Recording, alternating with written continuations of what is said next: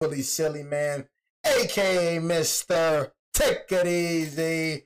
Before you end up like BZ, man, make sure y'all follow my Instagram and Twitch in the description down below. Everything you need to know about your boy Jay, it's in the description down below. You know what I mean? But this is the most disgraceful retirement of a UFC champion ever.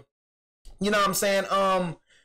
Hey, man, I've heard about Jon Jones retiring, bro. I'm not going to lie. My GOAT of the UFC, Jon Bones Jones, man. You know what I'm saying? I've never seen. He's really why I got into the UFC.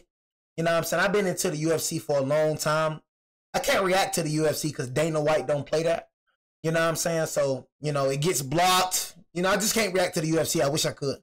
You know what I mean? But Jon Jones, Rampage Jackson, Rashad Evans, Shogun Rua, George St. Pierre, Anderson Silva, you know, like them cats, bro. That's who I grew up watching for sure. You know what I'm saying? Demetrius Johnson, you know, Max Holloway. You feel me? Them type of guys, bro. You know what I'm saying? Even Conor McGregor was a dog back then, 2-division champion. You know what I mean? But I'm not gonna lie, bro. Bro, you know, Jon Jones retiring, bro. That's how I know, like, dang, bro. Like, you know, I'm growing up, man. You know what I'm saying? All my childhood goats, man. They leaving, bro. You know what I'm saying? They leaving, man. So I was just, you know, it's an honor, Jon Jones. Jon Bones Jones, bro. It was an honor. I've been watching you, bro, ever since you was like, what, 22 years old, bro. I remember, like, I watched when he fought Rampage Jackson and Rashad Evans. Like, I remember like it was just yesterday watching him in my living room. You know what I'm saying? So, hey, man, Jon Jones. And I'm like, bro, Jon Jones ain't got to fight that nigga, man. You know, Tom, bro, he ain't got to fight that nigga. That nigga proved so much, bro. Jon Jones, bro, he ain't got to fight nobody and still be the best of all time, bro. You know what I mean? So, you know, they say what they want to say about Jon Jones, bro. You know what I mean? But greatest of all time right there, man. And I ain't gonna lie, bro. Back then, bro, I forgot. Was it UFC 3? I think it was UFC 3 with the Xbox 360. Oh, my God. But that jump was fire, bro. I think it was either UFC 3 or UFC 2. It was one of them, bro. I ain't gonna lie. That was one of my favorite games on Xbox 360, bro. So that was it? This is how this whole thing ended? No! No! 840 days of a title reign, 2 months off the longest all-time at heavyweight, 217 days since his only title defense against Stipe Miocic that we just had to have happen no matter what for some reason. Disappointed! 588 days into Tom Aspinall's not being Jon Jones, championship reign when he should have been the first and only person to fight Jon Jones after winning the heavyweight title. Not being Jon Jones, bro. Dana just casually throwing it out there in passing halfway through his post-fight press conference for Fight Night Baku because a local reporter asked him about it. Well, I'd never even heard of this place until we did the deal here. Jon Jones called us last night and retired. Jon Jones is officially retired. Tom Aspinall is the heavyweight champion of the UFC. Now I want to know what would have happened if nobody asked him at all about this. How do you not lead with the greatest combat sports athlete in history has retired and a UFC championship has changed hands? Why was there not a separate press conference for this altogether? Oh, is it because this whole situation has been an absolute disaster? Or do you just not care at all anymore? Do you have any sense at all? Okay. And then a couple hours later, we get a generic tweet from Johnny Meat that has the suspicious use of an M- in it. A mark that literally nobody has used casually in decades, but suddenly pops up all the time when AI that uses it constantly got popular. I'm accusing John of writing his farewell to the sport using ChatGPT, if that wasn't clear enough already. He is a liar. Which actually perfectly encapsulates how meaningless and hollow all of this was. I'm Angry from MMA On Point, and this is the most disgraceful champion retirement in UFC history.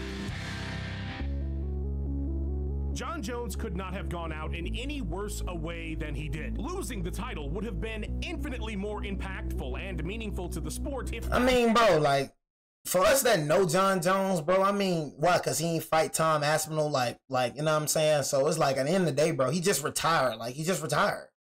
You know what I mean? That's really how it is, but just because the fans want him to fight Tom Aspinall, you know what I'm saying, then, yeah, it's a problem. You know what I mean? That man ain't got to fight that man. That man ain't got nothing to prove. I'm going to keep it real. Man ain't got nothing to prove. It's not even about proving it to people. You know, F people, bro. That's when it comes to, like, you know, me doing what I'm doing. I ain't trying to prove it to people. I'm trying to prove it to myself. Like, I prove to myself that I can do it. You know what I'm saying? Prove it to me.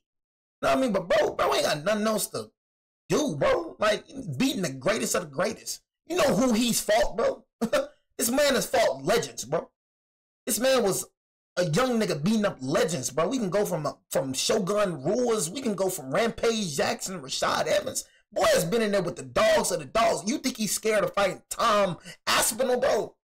You know what I'm saying? It's a reason why he ain't doing it. It's a reason. You know what I'm saying? Bro probably old, bro. Bro probably feel like he can't fight no. It's probably certain reasons. But scared of him, bro? Man, that man ain't scared of that man. He ain't got nothing else to show.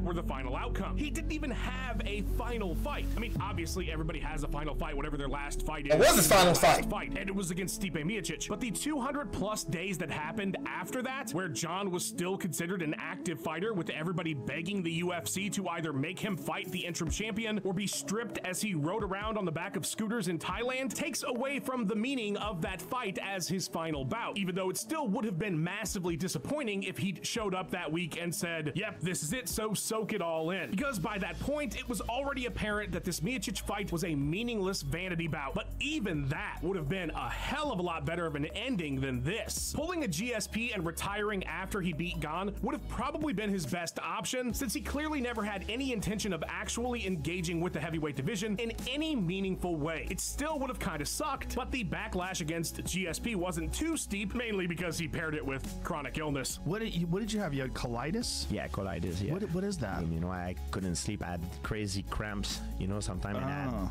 had blood. Even like when I went to the bathroom. Not that fighting Gon even to win that title was ideal. I mean, people said that Gon was gonna win. I remember that. You know what I'm saying? People said that Gon was gonna win. People was definitely saying that he was gonna win, just for bro to get choked out. Either, considering it should have been Francis Ngannou he fought in the first place. Now that it's over and we know everything, how does this championship reign feel anything but hollow all the way through? Ngannou was the fight, the man, the lineal champion of the whole damn sport, and the UFC could not and would not ensure that we got the most meaningful possible fight at heavyweight in an incredibly long time when Jon Jones finally moved up. Cyril Gane is not likely going to be a Hall of Famer. He's Gabriel Gonzaga. He's Shane Carwin, Pedro Hizzo. Even if he wins the heavyweight title eventually, this division is at such a low point right now that it would feel like a Tim Sylvia reign. Now, it's not entirely Jon's fault that he fought Gane for the title instead of Ngannou. He had a price and the UFC refused to pay it. I'll quote him and what he had said to my lawyer. Told my lawyer he wants what Deontay Wilder was paid. I think it was $30 million. But he had literally 840 days to rectify that issue. I mean, Dana White, I mean, is he not the face, bro, of the UFC? This is Jon Bones Jones.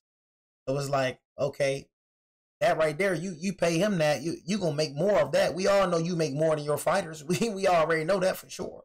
We know you got it. It's just you don't want to pay it. That's all it is. You don't want to pay it. It's not like you don't have it, bro. You got it. No, I mean, you just don't want to pay it.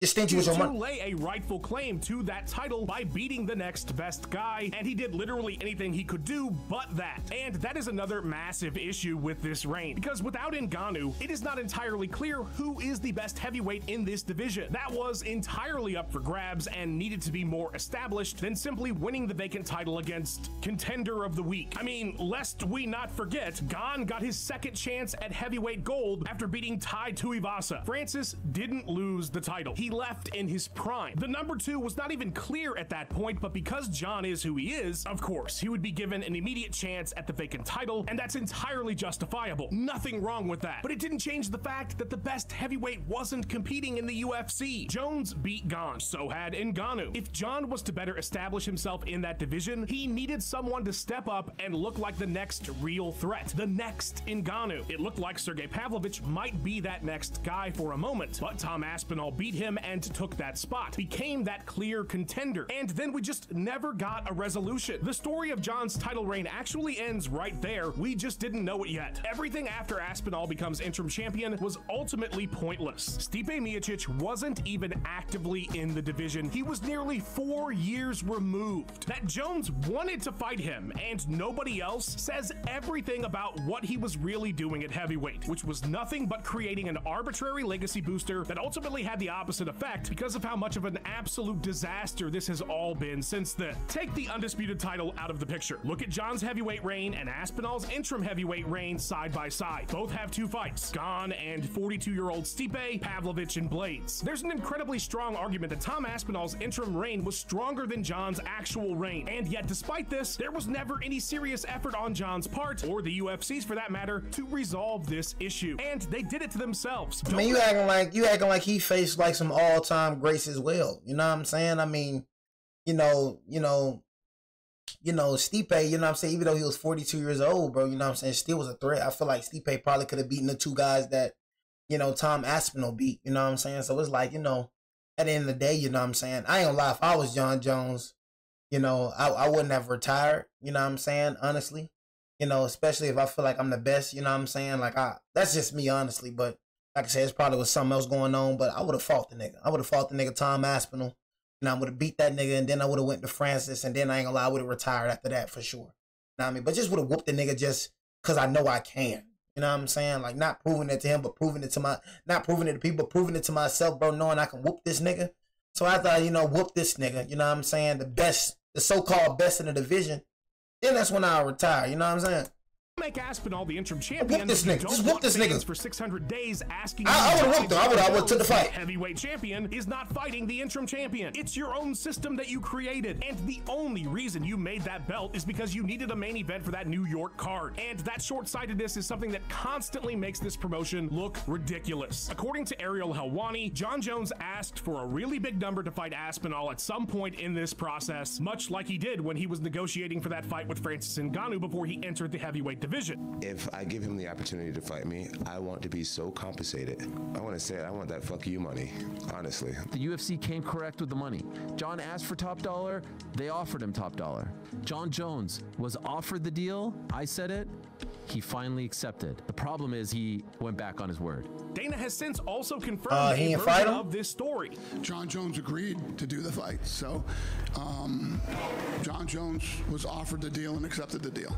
The fight was done. We had the fight done. Why he decided not to fight, you guys will have to ask him that. Jon didn't want to do it, and Dana's confusion about. So why didn't he want to do it though? You know what I'm saying? Like I don't know. See that is confusing. Like I ain't gonna cap. I can't like they ain't confused. Like I said, Jon Jones is still the best of all time, bro. You know what I mean? Still the greatest of all time for sure, in my opinion. You feel me? But shoot, I don't know why. You know what I'm saying? I mean, shoot, they matched the money. You said you needed the money. They matched that. You know what I'm saying? So what's the deal? You know what I mean? I don't know. I just don't think Jon Jones was scared. The amount of dogs that this nigga done fought, bro, ain't no way this nigga scared of Tom Aspinall.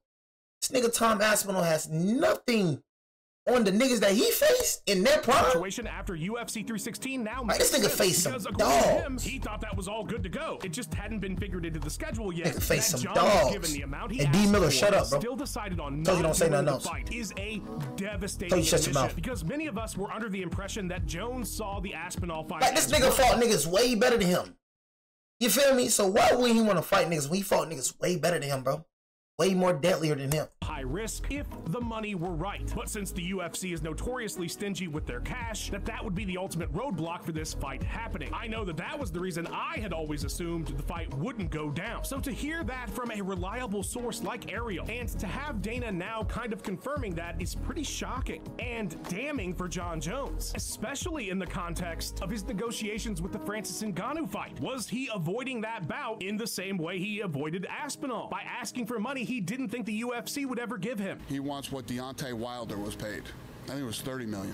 I'm speculating at this point, of course, but the fact it happened with this Aspinall fight lends to the idea that maybe it's possible that is true. And this is also an indictment on this current version of the UFC. You run Ngannou out of town so we lose our heavyweight champion. Before he goes, you can't get that fight with Jones done. When Jon finally does come around, you decide it's hell or high water Jones versus Miocic, one of the most unpopular bookings I have seen in a very long time, nearly universally disliked. When it got canceled for Jon's injury, you doubled down and insisted insisted that it happened once he was good to go, despite hastily making a Tom Aspinall interim championship because you needed to fill a card. And then the entire division just sat in limbo. It was already there because nothing after Jones beat Gane had made any sense, but what happened after that? Zero pressure on the champion to defend his title. In the past, the UFC would absolutely shred champions that sat on the shelf. Yeah, no cap. Active, they would make you active. You owe it to the fans. You owe But it to look at, you know what I'm saying? Look at him.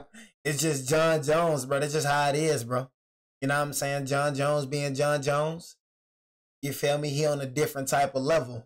You know what I mean? So it's like, you know, shoot, it's just certain niggas can do certain things. You know what I mean? So, no, definitely if this was another dude other than Jon Jones, most definitely this would not have even happened. You know, you see how he did with GSP. Look how he talking with GSP. Look at it, y'all. Look at it. You owe it to the fans. You owe it to that belt. You owe it to this company, and you owe it to Johnny Hendricks to give him that opportunity to fight again. Listen, Tyron Woodley and I have a good relationship, but that's one of the big problems with Tyron Woodley. When you're a fighter and you're ranked in the top 10 or the top 5, you fight whoever's available and whoever's ready to fight. If you believe that you're the best in the world, you should fight anybody. You should fight all comers. Valentina Shevchenko yesterday predicted this no was cap. No, there's no cap. Talking about how she doesn't think Nico Montano wants to fight her. Well, yeah. Well, what happens now is the title becomes vacant. This is pretty much a place where if you don't fight, you know what happens when you don't fight. And I'm not saying that's the right approach either necessarily, but for the division to be in the position that it was in, which was drowning and essentially championless, what needed to happen was the immediate resolution of this situation. And it is a testament to how things are going these days that Dana seemingly didn't even know that Jones was talking about retirement on social media, talking about not caring if he was getting stripped. He thought the fight was in their back pocket already. We'll get to it when we get to it. He said he's ready to vacate the belt. He said he doesn't care if you strip him, he would vacate it. I've been busy. I haven't been keeping up with the gossip. And the way they handled this transition, a passing mention during a fight night presser because somebody happened to ask about it, nothing could say more about how little the UFC cares about this situation than that, or makes Aspinall's championship status feel any less important. It is fantastic that the man is finally getting his undisputed title, but it comes at a heavy price. Years of his prime wasted. This version of the UFC is more comfortable, and Dana is being pulled in more directions that have nothing to do with MMA than we have ever seen, and it is starting to show quite a bit. This new publicly traded corporate era of the promotion feels like it's on autopilot. The passion is just zero, and the conclusion to this whole mess of a situation is just another example of how uninterested the promotion seems in promoting. They have no problem getting in a spat with Francis Ngannou again, though, of course. If there was ever a chance to bring the lineal title back to the UFC, to see a truly significant heavyweight bout between Francis and Tom, that is going right out the window. I'm not a big fan. I would be shocked if Francis ever came back here. How can they look at the state of this heavyweight? I mean, bro, I ain't gonna cap. You know what I'm saying? I mean, if that was the reason, then that's very, you know, Jon Jones being old, you know what I mean, and not trying to risk his undefeated record. You know what I mean? Because he's undefeated in my eyes. All right? I'm not trying to hear about that one disqualification loss that he got. No, he's undefeated in my eyes, bro. You know what I mean? He's undefeated. You know what I mean? A legal elbow. It's the only reason he got that one loss on his record. But anyways, bro, I mean, that's a good reason. I mean, shoot. You know, knowing that I'm old, you know, knowing that, you know, I can't keep up with the young bucks, you feel me? Shoot. You know, that's the best way to retire. Don't be like LeBron. You know what I'm saying? The best way to retire is to be remember how you were. That's why LeBron, and I'm making this video about LeBron, he just came up to my mind, because we talking about retirement. But bro, like 41 years old, right? So that's the best way to retire. Like Tom Brady retired right on time. Floyd Mayweather retired right on time. Because it's I told you, it's not, it's just as it's important to start your season great, it's important to finish your season, finish your career great as well. I said that wrong. Just as it is important to start your career off great, it is important to start your career off great. You know what I'm saying? You ending your career off trash, that's all people gonna remember is your trash ending. You getting your head beat in numerous of times, you feel me? At the end of your career, nobody's gonna remember you were so bad at the end of your career, nobody's gonna remember what you done in your prime. You know what I mean? Nobody's ever gonna remember. So that's why I say when it comes to LeBron is just keep digging himself in a deeper hole, a deeper hole, a deeper hole. He didn't retire when it was like, you know, if he would have retired right then and there, you feel me? He should have did that. He should have retired at the age of 37. You know what I'm saying? He should have retired at the age of 37. Everybody will remember Bron for Bron being Bron. Now you getting your head beat in 3 straight years. Now you coming back another season? He's coming back another season. So imagine if he get his head beat in again. And think that they're too good for Francis. How? Now Aspinall will reign over a hollow heavyweight division that's been dead for the better part of 840 days. And I think a big part of that is that the UFC is failure-proof to the point now where they don't have to pursue anything that they don't want to. And they don't even see the benefit of making a fight like Ngannou versus Aspinall for the integrity of the sport. And I think that says a whole lot too. The reason Dana so badly wanted Fedor was because everyone considered him the best. Well, the best is out there right now and they do not care. But as much as— Oh, so he's still fighting? Francis still fighting, y'all? Say he's still fighting. Him the best. Well, the best is out there right now, and Nigga they still do fight. not care. But as much as this was the UFC's fault, knowing now that John simply refused to do I didn't even know he's still fighting. no other barrier was truly in place for it, what does this mean for the legacy of Jon Jones? There's been so much talk about it since the retirement announcement. Is his legacy destroyed? Well, there's no doubt his legacy is more tarnished than it was coming up to heavyweight. He already had enough legal troubles, enough PED failures, but now he has the most explicit case of not dodging 1, but now 2 of the heavyweight champions. The longest inactive run ever, more legal troubles. Dang, nigga. He's pissed off even his most ardent supporter. Look, there is no erasing his dominance on top going all the way back to 2011 when he won his first world title. But without a doubt, he has enraged more people than any exiting champion in MMA history. And so this was the only way that John was ever going to go out. I mean, how fitting that Susie Cusey would break a story about another Jon Jones hit and run incident the day before his retirement. There was never going to be a— And they got another hit and run incident? It was always going to be a disappointing whimper in the wind, an unsatisfying last bite of burnt toast. Jon Jones is the greatest disaster this sport has ever had, and it's only fitting that his retirement be the most disgraceful. Whew, thank you. I had to get that off my chest. A massive shout out and thanks to our channel members. If you want to become one yourself— I don't agree with you. I'm gonna keep it real. You know what I'm saying? I don't agree with you, brother. You know what I'm saying? I just don't, man. You know, saying he's a disgrace. I don't agree with you, bro. You know what I'm saying? Honestly, even though he didn't do what you wanted him to do, you know what I'm saying? Bro is still the best UFC fighter of all time. You know what I'm saying? But I appreciate everybody for joining this stream. You know what I'm saying? I'm so glad to be getting off this stream today with you jackasses. You know what I'm saying? Honestly, had a whole lot of trollers here today.